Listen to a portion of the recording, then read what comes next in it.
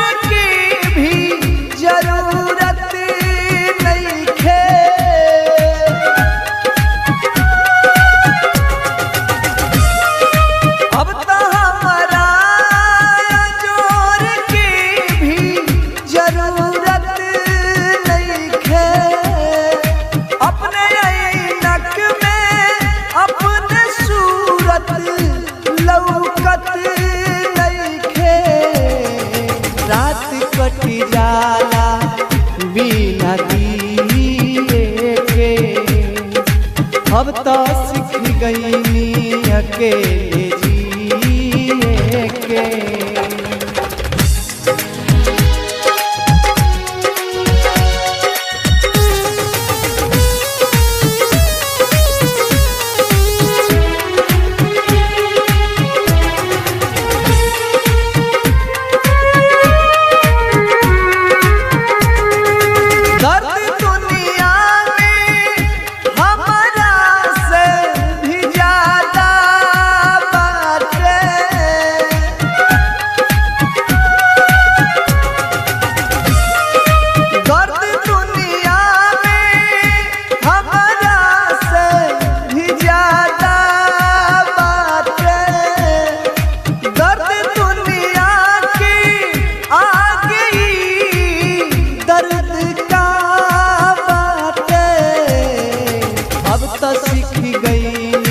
जख्म के सिए के, अब तो सीख गईनी अकेले जिए के।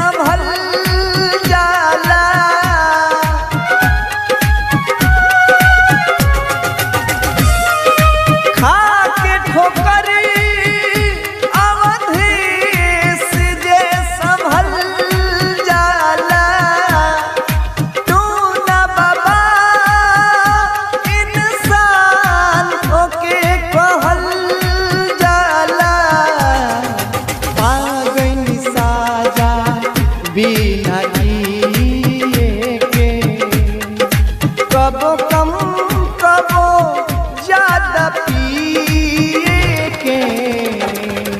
अब तो सीख गईनी अकेले जिए के, अब तो सीख